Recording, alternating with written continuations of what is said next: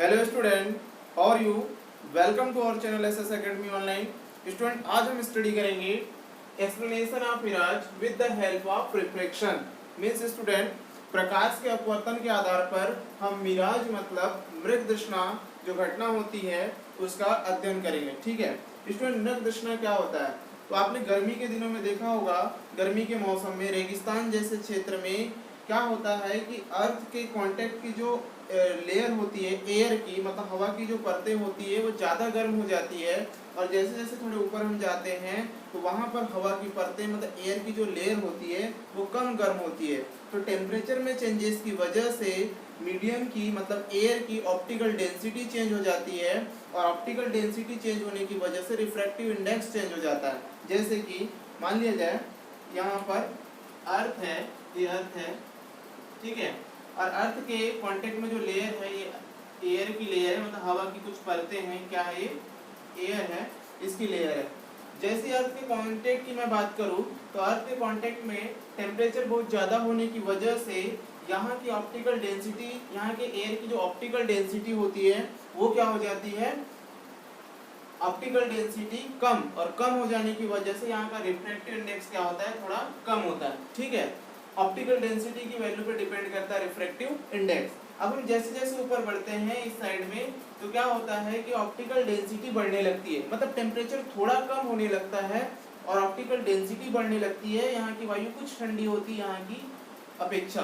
तो जब यहाँ पे ऑप्टिकल डेंसिटी बढ़ जाती है तो रिफ्रैक्टिव इंडेक्स की वैल्यू भी इससे थोड़ी सी ज़्यादा हो जाती है। मतलब आप देख रहे हैं कि गर्मी के दिनों में हम जैसे थोड़े ऊपर की बात करते हैं तो टेम्परेचर थोड़ा डिक्रीज होता है, जिस वजह से ऑप्टिकल डेंसिटी बढ़ने लगती है। ऑप्टिकल डेंसिटी बढ़ने की वजह से रिफ्रैक्टिव इंडेक्स की वैल्यू बढ़ने लगती है, और रिफ्रैक्टिव इंडेक्स की वैल्यू बढ़ती है तो क्या होता है, जब मान लिया जाए कोई लाइट रे सन से पेड़ पौधों से होकर ऐसी हमारे आंखों तक पहुंचती है तो होता क्या है कि वो बहुत सारे मीडियम्स को मतलब एयर की लेयर को क्रॉस करते हुए आती है, जिनका रिफ्रैक्टिव इंडेक्स डिफरेंट डिफरेंट होता है। अब जब रिफ्रैक्टिव इंडेक्स डिफरेंट डिफरेंट होगा और लाइट रे वहां से पास होगी तो क्या होगा? उसका कंटिन्यूसली रिफ्रैक्शन होगा, बार बार रिफ्रैक्शन होगा, और वो रिफ्रैक्शन होते होते होते होते क्या हो जाती है? बैंड हो जाती है, और यहाँ पर आके हमारी आंखों में दिखाई देती है। तो स्टूडेंट, ऐसे समय में हमें किसी चीज की जो शेडो होती है, जैसे पेड़ पौधों की जो शेडो होती है वो दिखाई कैसे देती है, हम इसको आपको बताते हैं। देखिए, मान लीजिए यहाँ कोई पेड़ है, यहाँ से सनलाइट आ रहा है तो एक मैं बना दे रहा हूँ, ठीक है, ये कोई पेड़ हो गया तो इसकी जो शेडो हमें दिखाई देगी वो इन्वर्टेड उल्टी दिखाई देगी। ऐसा लगेगा कि तालाब में इसकी शेडो पड़ रही है, जैसे कि इस टाइप से।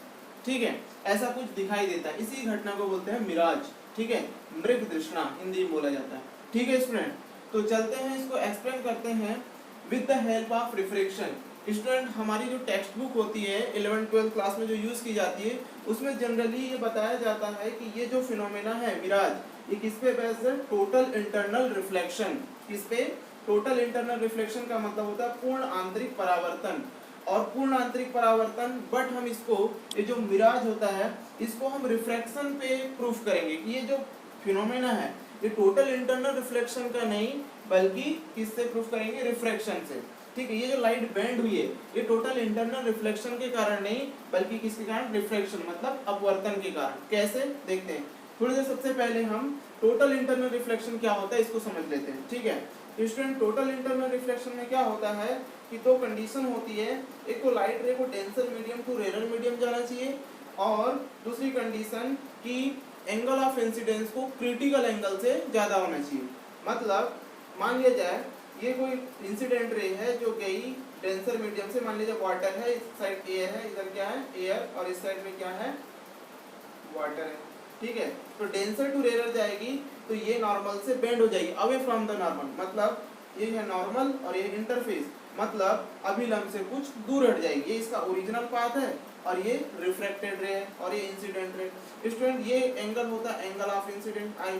ठीक है, जैसे ही मैं क्या करूंगा इस एंगल ऑफ इंसिडेंस की वैल्यू को बढ़ाऊंगा तो एक मान लीजिए एक वैल्यू मैंने बढ़ा दिया इतनी, और इस वैल्यू पे यदि ये जो एंगल ऑफ इंसिडेंस है ये angle of incidence i is equal to i c हो गया। मतलब आई सी का मतलब होता है क्रिटिकल एंगल, तो जब इंसिडेंस एंगल क्रिटिकल एंगल के बराबर हो जाएगा तो ये जो लाइट रे मैंने इंसिडेंट कराया ये 90 डिग्री से रिफ्रैक्ट हो जाएगी। कितने डिग्री से? 90 डिग्री से। मतलब यहाँ पे जो एंगल बनेगा ये एंगल कितने का बन रहा है?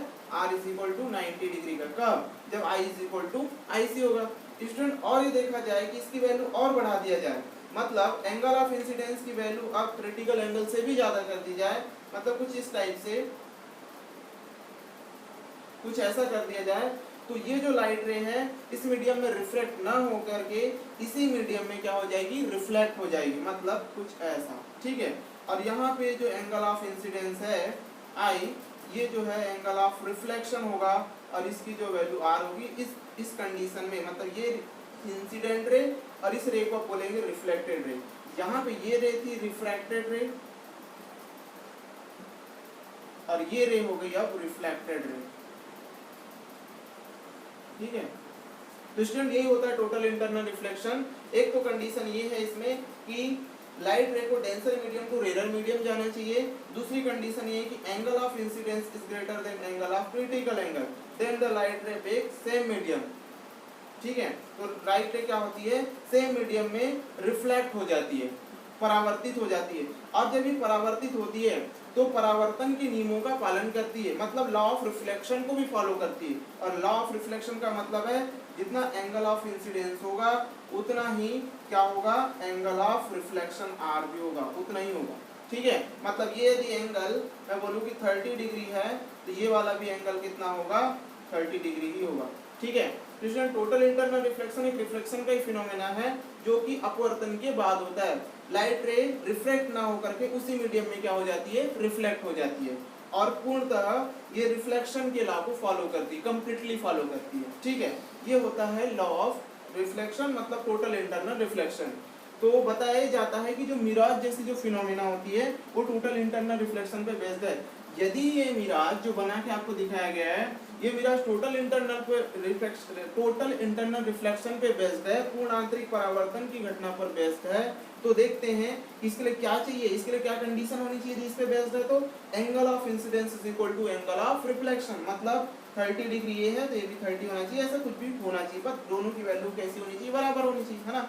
तो स्टूडेंट हम बात करते हैं, देखिए लाइट रे यहाँ से आ रही है इस साइड से और यहाँ की यदि बात करें ऐसी आई ये, और यहाँ की यदि बात करें तो लाइट रे एकदम से ये नॉर्मल हो गया, ये हमने नॉर्मल ड्रा की। ठीक है। ये नॉर्मल है। तो ये जब आई लाइट रे इंसिडेंट रे तो यहाँ से इसका जो एंगल बना है ये कितना डिग्री है? ये 90 डिग्री है, मतलब एंगल ऑफ इंसिडेंस कितना है? 90 डिग्री आई की वैल्यू।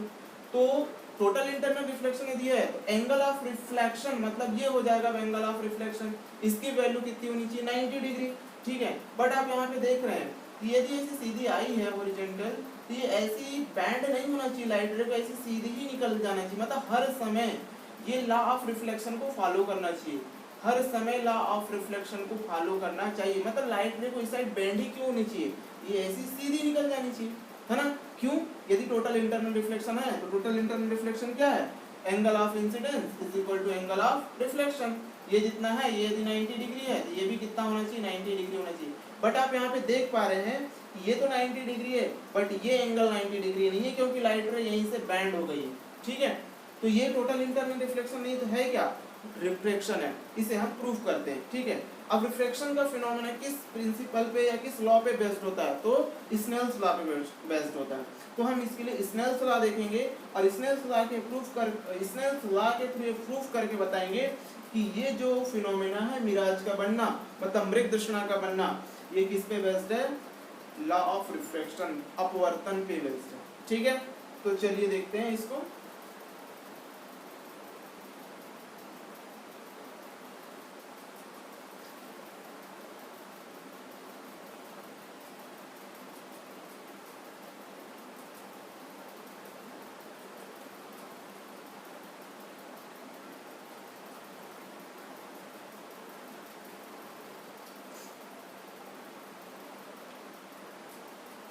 तो स्टूडेंट स्नेल्स लॉ क्या होता है? मान लिया जाए कि ये कोई इंटरफेस है और ये कोई नॉर्मल है। ठीक है। इंटरफेस में मैंने नॉर्मल ड्रा कर दिया। यदि लाइट रे यहाँ से इंसिडेंट हो रही है, ये इंसिडेंट रे है और ये रिफ्लेक्टेड रे है। ठीक है। कुछ ऐसी रिफ्लेक्ट हो गई। ये इंसिडेंट रे, रिफ्लेक्टेड रे। इस मीडियम का रिफ्रैक्टिव इंडेक्स मान लीजिए कितना है, μ1 है। इस मीडियम का रिफ्रैक्टिव इंडेक्स कितना है, μ2 है। तो μ1 से μ2 में रिफ्रैक्ट हो रही है, ठीक है। तो ये हो गया एंगल ऑफ इंसिडेंस में मान लेता हूँ θ1 है, ये एंगल ऑफ रिफ्रैक्शन कितना है, θ2 है, ठीक है। तो अकॉर्डिंग टू स्नेल्स लॉ क्या हो जाएगा, sin θ1 अपॉन sin θ2, ठीक, is equal to 1 μ2 is equal to μ2 upon μ1, ठीक है। अब आगे बढ़ते हैं, तो इसको क्रॉस मल्टीप्लाई करते हैं, तो ये हो जाएगा μ1 sin θ1 is equal to μ2 sin θ2। ये इक्वेशन स्टूडेंट मैथमेटिकली देखिए तो ये इसका लेफ्ट हैंड साइड बराबर क्या है, राइट हैंड साइड, मतलब लेफ्ट हैंड साइड और राइट हैंड साइड बराबर हो तो इक्वेशन को हम ऐसे लिख सकते हैं μ into sine theta is equal to constant, ठीक है। मतलब μ into sine theta is equal to constant. इस इक्वेशन का क्या मीनिंग है, तो स्टूडेंट इस इक्वेशन का ये मीनिंग है कि ये जो इक्वेशन मैंने लिखा μ इंटू साइन थीटा, ये इस पूरे के पूरे पाथ में कांस्टेंट होना चाहिए। मतलब ये जो इक्वेशन है पूरे पाथ के लिए सूटेबल होगा, और ये इक्वेशन के थ्रू ही हम प्रूव करेंगे कि ये जो फिनोमेना है मिराज, ये किस पे बेस्ड है, रिफ्रैक्शन पे, ठीक है।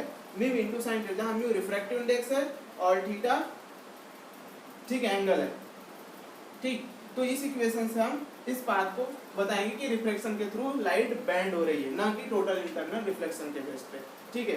तो चलिए देखते हैं कि कैसे इस इक्वेशन को हम इस पाथ में फॉलो करेंगे।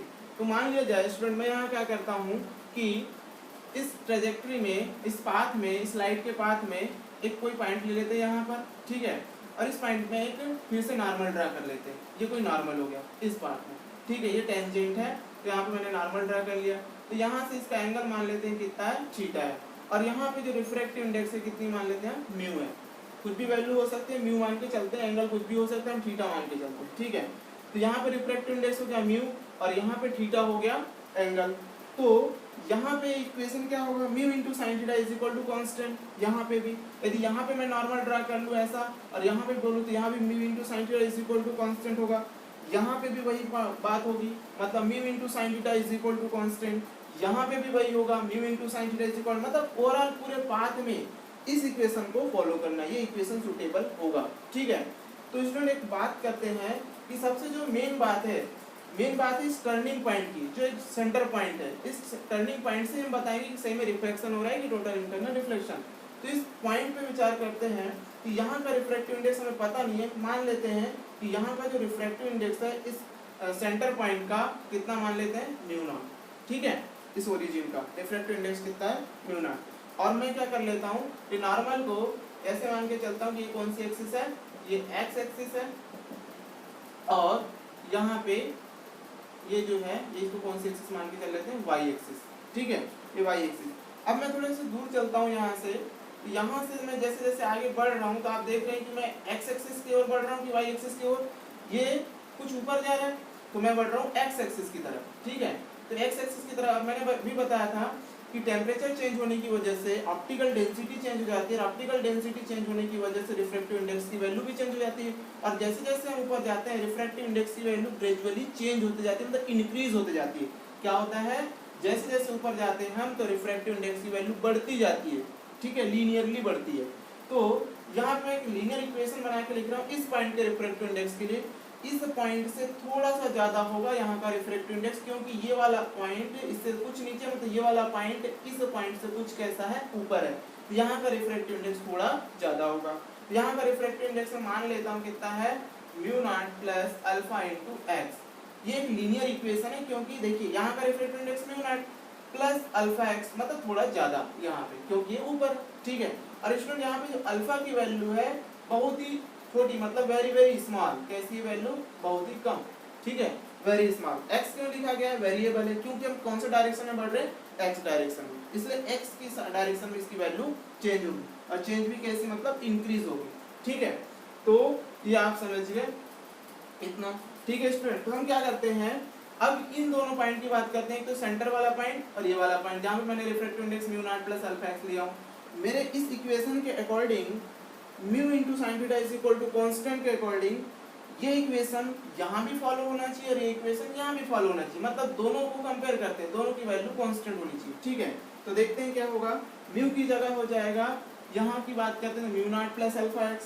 ठीक है, mu naught plus alpha x into sine theta. यहाँ पे हमें थीटा की वैल्यू कुछ पता नहीं, कुछ ना कुछ होगी। ठीक है, इज इक्वल टू ये v1 साइन थीटा 1 यदि ये हो गया, ये हो जाएगा म्यू टू साइन थीटा 2। मतलब यहाँ पे यदि बात करूँ तो यहाँ पे रिफ्लेक्टिव, यहाँ पे क्या हो जाएगा equation, mu into sine theta के अकॉर्डिंग ये हो जाएगा mu naught into sine 90 degree. यहाँ पे मुझे थीटा की वैल्यू पता है 90 डिग्री, इसलिए मैंने डायरेक्टली वैल्यू पुट कर दिया। क्लियर। अब देखते हैं साइन 90 की वैल्यू कितनी होती है 1, तो यहाँ पे हो जाएगा म्यू नॉट, ये तो साइन 90 हो गया 1, और यहाँ पे हो जाएगा mu naught plus alpha x into sine theta. ठीक है, चलिए अब देखते हैं कि इसको हम थोड़ा आगे सोल्व करते हैं, है ना। ये हो जाएगा यहाँ पे sine theta is equal to mu naught upon कितना, mu naught plus alpha x, mu naught plus alpha into x, ये हो गया। ठीक है, अब स्टूडेंट ये हो गया। यदि मैं इस पॉइंट की फिर से बात करूं या किसी पॉइंट की, तो ये यहाँ पे मैंने बोला था ये क्या है, टेंजेंट है, और ये टेंजेंट पे क्या ड्रा किया गया है, नॉर्मल। ठीक है, तो किसी भी टेंजेंट का स्लोप निकालना है, तो स्लोप निकालने का फॉर्मूला होता है डिफरेंशियल फॉर्म में dy अपॉन dx, है ना, dy अपॉन dx। तो ये हो जाएगा dy upon dx is equal to होता है टेन थीटा, साइन थीटा नहीं, टेन थीटा। अब मुझे साइन थीटा की वैल्यू पता है, तो मैं ट्रिग्नोमेट्री लगा के राइट एंगल ट्रायंगल के थ्रू पाइथागोरस थ्योरम यूज करके टेन थीटा की वैल्यू निकाल लूंगा। और टेन थीटा की वैल्यू क्या निकलेगी, तो टेन थीटा की वैल्यू निकलेगी, ये क्या होता है, परपेंडिकुलर अपॉन हाइपोटेन्यूज। तो tan theta is equal to क्या होता है, परपेंडिकुलर अपॉन बेस, मतलब लंब बटे कर्ण, और ये हो जाएगा लंब बटे आधार।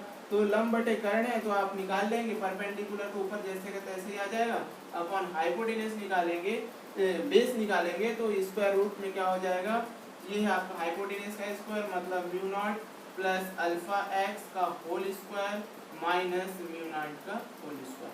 ठीक है, ये आ गया। मतलब ऐसा कुछ, ये मान लीजिए आपका राइट एंगल ट्रायंगल है ऐसा, ये 90 डिग्री, ये हो गया परपेंडिकुलर, ये 90 डिग्री ये परपेंडिकुलर, तो ये वैल्यू हो गई म्यू नॉट, और ये हाइपोटेन्यूज मतलब ये हो जाएगा mu naught plus alpha into x. तो ये क्या हो जाएगा, ये वाली वैल्यू जो है यहाँ पे आ जाएगी। ठीक है, ये ऐसे आप निकाल लेंगे। चलिए, तो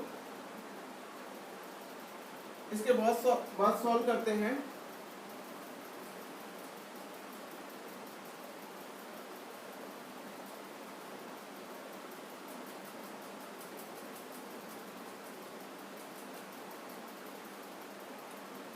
इक्वेशन मेन जो लिखा था वो लिख देते हैं, mu into sine theta, mu one into sine theta one is equal to mu one sine theta one is equal to mu two into sine theta two. ठीक है, तो mu into sine theta is equal to क्या, constant, ये मैंने पहले लिखा था। ठीक है, इसके आगे चलते हैं। तो ये जो इक्वेशन है स्टूडेंट्स में dx को इस साइड ट्रांसफर कर देते हैं, तो ये आ जाएगा dy is equal to mu naught upon square root of mu naught plus alpha x का whole square minus mu naught square. ठीक है, इंटू dx। इसको सॉल्व करेंगे, हो जाएगा dy is equal to mu naught upon इसका square, bracket खोलते हैं, क्या आ जाएगा, mu naught square plus alpha square x square plus 2 into mu naught into alpha x, और ये हो गया माइनस म्यू नॉट स्क्वायर। ठीक है, तो स्टूडेंट देख रहे हैं आप कि यहाँ पे ये म्यू नॉट से म्यू नॉट कैंसिल आउट हो गया। ठीक है, और यहाँ जो अल्फा स्क्वायर एक्स स्क्वायर है, मैंने बोला था कि यहाँ पे अल्फा की वैल्यू कैसी, बहुत ही स्मॉल। तो ये जिसके हायर ऑर्डर वाले टर्म होंगे, जिनकी पावर ज्यादा होगी, एक से ज्यादा, मतलब 2 3 4 जो भी है, उनको हम क्या करेंगे, निगलेक्ट कर देगा। निगलेक्ट करके मतलब उसको जीरो के इक्वल मान लेंगे। तो यहाँ से ये टर्म खत्म, ये भी खत्म, ये भी खत्म, तो क्या बच जाएगा, dy इज, यहाँ पे dx लिखा है।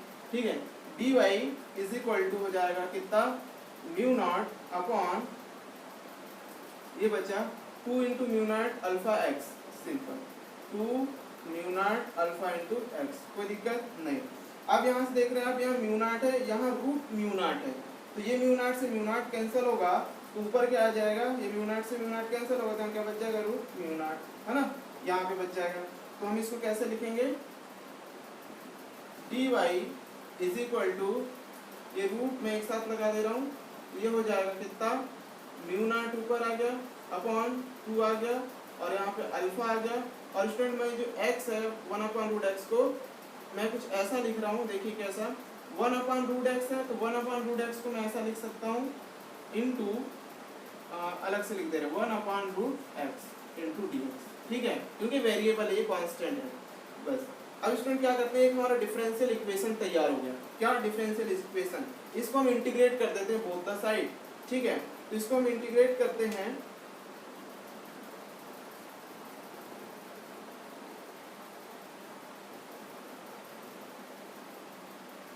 तो इसका इंटीग्रेशन क्या हो जाएगा, dy is equal to integration of, ये हो जाएगा कितना, square root of mu naught upon 2 into alpha, और 1/√x को क्या लिख सकते हैं, इंटू एक्स की पावर -1/2, नीचे में क्या x की पावर +1/2, ऊपर जाएगा तो -1/2 इंटू dx, ठीक है। तो ये हो जाएगा y फाइनली, और इसका जब इंटीग्रेशन होगा तो कांस्टेंट बाहर निकल जाएगा, मतलब ये हो जाएगा root mu naught upon 2 into alpha into, ये हो जाएगा x की पावर -1/2। इसका इंटीग्रेशन करेंगे तो स्टूडेंट इसका जो इंटीग्रेशन होता है मैं यहाँ बता दे रहा हूँ, x की पावर -1/2 का इंटीग्रेशन जो होगा dx इज इक्वल टू, ये हो जाएगा कितना, x की पावर -1/2 प्लस 1 होगा, -1/2 प्लस 1 अपॉन -1/2 प्लस 1, तो बराबर हो जाएगा -1/2 प्लस 1, मतलब x की पावर 1/2 अपॉन, ये हो जाएगा 1/2, तो फाइनल आ जाएगा 2 ऊपर, मतलब 2, और ये x 1/2 की पावर हम लिख सकते हैं √x, ठीक है। तो फाइनली इसका कितना निकला, 2√x, तो मैं डायरेक्टली लिख दे रहा हूँ कितना, 2√x, है ना। तो यहाँ पे हो जाएगा कितना, इंटू 2√x, ठीक है। अब क्या करते हैं कि ये √2 है, √2 से √2 कैंसिल होते हैं, √2 बचेगा, मतलब मैं इस इक्वेशन को बोथ द साइड स्क्वायर कर दे रहा हूँ, इस साइड भी स्क्वायर लगा दे रहा हूँ, इस साइड भी, तो हो जाएगा y² इज इक्वल टू, यहाँ क्या लिखा हुआ है, mu naught upon 2 into alpha into 2√x, और इसका क्या हो जाएगा होल स्क्वायर, इस साइड भी स्क्वायर है तो इस साइड भी स्क्वायर, तो ये क्या बनेगा, y² इज इक्वल टू, यहाँ से स्क्वायर रूट से ये स्क्वायर कैंसिल, मतलब हो जाएगा mu naught upon 2 into alpha, और हो जाएगा 2 का हो जाएगा 4, और √x का हो जाएगा x, तो 2 से 2 टाइम्स कैंसिल हो जाएगा, तो हो जाएगा कितना फाइनली,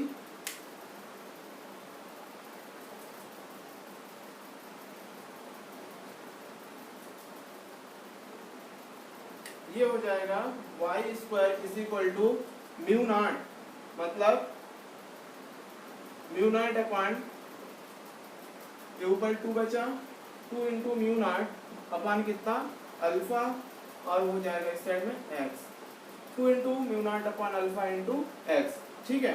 ये y² बराबर, स्टूडेंट ये जो इक्वेशन है, इस इक्वेशन का जो प्रारूप है वो कैसा है, y² is equal to 4ax जैसा, ठीक है। और स्टूडेंट ये जो इक्वेशन मैंने लिखा y² is equal to 4ax, ये इक्वेशन किसको शो करता है, ये इक्वेशन शो करता है पैराबोला का इक्वेशन, किसको, पैराबोला। और आप देख रहे हैं कि ये जो पाथ बना है जिससे लाइट आ करके बैंड होते होते होते सडनली ऐसा बैंड हो गया, ये जो पाथ है ये पैराबोला का पाथ है, ठीक है। यहाँ पे x है, मतलब इसकी एक्सिस किस साइड झुका होगा, पैराबोला x एक्सिस की तरफ, ठीक है। तो ये जो पैराबोला का पाथ है हमने कैसे प्रूफ किया, इक्वेशन आया कैसे, इसी इक्वेशन के थ्रू तो आया, μ1 sin θ1 is equal to μ2 sin θ2, मतलब ये इक्वेशन, इससे हमने ये इक्वेशन लिखे μ sin θ is equal to constant, और इसी के थ्रू मैंने क्या प्रूफ किया कि y² is equal to 4x, जो कि पैराबोला का इक्वेशन है। और ये पाथ आपके जो ट्रेजेक्टरी है आपको कैसा दिख रहा है, पैराबोला का जैसा, ठीक है, परवलय जैसा। ये किस वीडियो पे प्रूफ हुआ, ये हुआ स्नेल्स लॉ के आधार पर, किस पे, स्नेल्स लॉ, और स्नेल्स लॉ मतलब क्या, रिफ्रैक्शन ऑफ लाइट, मतलब प्रकाश का अपवर्तन। तो स्टूडेंट आप देख पाए कि जो मिराज का बनना होता है वो ये कोई टोटल इंटरनल रिफ्लेक्शन मतलब टोटल इंटरनल रिफ्लेक्शन मतलब जहाँ पे angle of incidence is equal to angle of reflection होना चाहिए या क्रिटिकल एंगल की वैल्यू को, ये ऐसा कुछ नहीं है, ठीक है। ये पूरा का पूरा किस पे बेस्ड है, रिफ्रैक्शन पे। क्योंकि यहाँ जो मेन टर्निंग हुई है, ये टर्निंग किस वजह से हुई है, टर्निंग हुई इस इक्वेशन की वजह से ही। ये इक्वेशन फॉलो किया गया, v into sin theta is equal to constant। ये जो टर्निंग है टोटल इंटरनल रिफ्लेक्शन मतलब angle of incidence is equal to angle of reflection हो, इस वजह से नहीं। ये तो मैंने पहले ही बताया था कि ये वैल्यू यदि यहाँ 90 डिग्री तो यहाँ भी कितनी होनी चाहिए, 90 डिग्री होनी चाहिए, ठीक है। तो आप देख पाए कि कंप्लीटली मिराज का जो एक्सप्लेनेशन है हमने प्रकाश के अपवर्तन मतलब रिफ्लेक्शन ऑफ लाइट के बेस पे डिटेल में इसको हमने समझे, ठीक है। और मुझे उम्मीद है आपको ये चीज समझ में आई होगी, ठीक है। स्टूडेंट इसका हम क्या करेंगे, एक प्रैक्टिकल करते हैं, एक्सपेरिमेंट करते हैं, जिससे हम आपको प्रैक्टिकली मिराज बना के दिखाते हैं कि मिराज मतलब दिखता कैसा है ना। इसके लिए हम कुछ ऐसे एक्सपेरिमेंट करते हैं यहाँ पर और आपको शो करते हैं कि मिराज कैसे बनता है और कैसे रिफ्लेक्शन से बन रहा है, ठीक है। मीडियम की डेंसिटी चेंज कर देंगे जिस वजह से लाइट बेंड हो जाएगा। वो जरूरी नहीं है कि ऐसा ही बने, हम प्रैक्टिकली ऐसा भी बना सकते हैं, उल्टा मिराज बना के दिखाया जा सकता है, ठीक है स्टूडेंट। तो आप इसको अच्छे से समझिए, बार बार देखिए वीडियो, ठीक है। तो मैं आपको एक थोड़ा सा एक्सपेरिमेंट करता हूँ मिराज के ऊपर, वो देखते हैं, चलिए ठीक है। तो देखिए स्टूडेंट, हम क्या करते हैं, रिफ्रैक्शन के थ्रू मिराज बनाते हैं, ठीक है। इससे मैंने क्या लिया हूँ, एक कंटेनर है और कंटेनर में सॉल्ट सॉल्यूशन है। और सॉल्ट सॉल्यूशन कैसा है, कॉन्सेंट्रेट है, इसकी जो ऑप्टिकल डेंसिटी ज़्यादा है। इस सिरिंज में मैंने डाइल्यूट वाटर लिया हूँ, मतलब सिंपल वाटर है, और इससे मैं इसके ऊपर डाल रहा हूँ सिरिंज के माध्यम से। तो ये डाइल्यूट वाटर की ऑप्टिकल डेंसिटी कैसी है, कम है। तो ये डाइल्यूट वाटर क्या करेगा, इस सॉल्ट सॉल्यूशन पर फ्लोट करेगा, ठीक है। तो मीडियम की जब ऑप्टिकल डेंसिटी चेंज हो रही है, इसका मतलब क्या है, रिफ्रैक्टिव इंडेक्स की वैल्यू भी चेंज हो रही है। तो देखते हैं इससे मिराज कैसे बनेगा ड्यू टू रिफ्रैक्शन, है ना।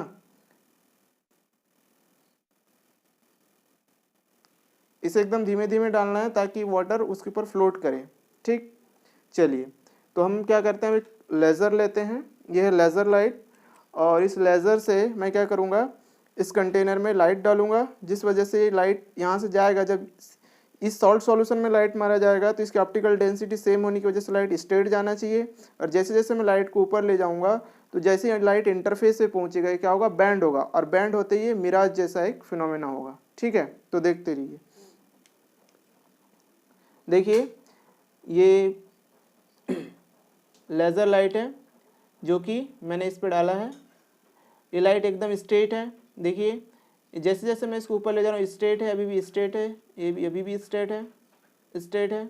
अब देखिए इंटरफेस के पास पहुँच रहा है, यहाँ तक स्ट्रेट है, ठीक है। देखिए जैसे ही इंटरफेस के पास पहुँचा लाइट कैसी हो गई, बैंड हो गई। और ये सेम टू सेम एक मिराज जैसे फिनोमेना है, मिराज जैसा शेप बन गया, ठीक है, मतलब पैराबोलिक पाथ बन गया। जो कि मैंने आपको समझाया हूँ कि जो मिराज होता है वो कैसा होता है, उसका जो फाइनली पाथ होता है रिफ्रैक्शन के कारण पैराबोलिक हो जाता है।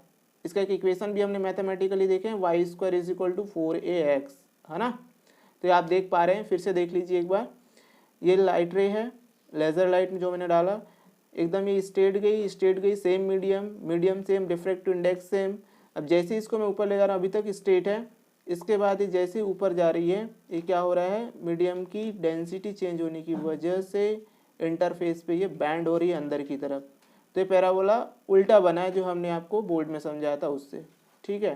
क्योंकि नीचे जो मीडियम है वो कैसा है, कॉन्सेंट्रेट है, और ऊपर कैसा है, डायलूट, मतलब नीचे के मीडियम की डेंसिटी कैसी, ज़्यादा ऊपर की तुलना में, ठीक है। तो थैंक यू स्टूडेंट।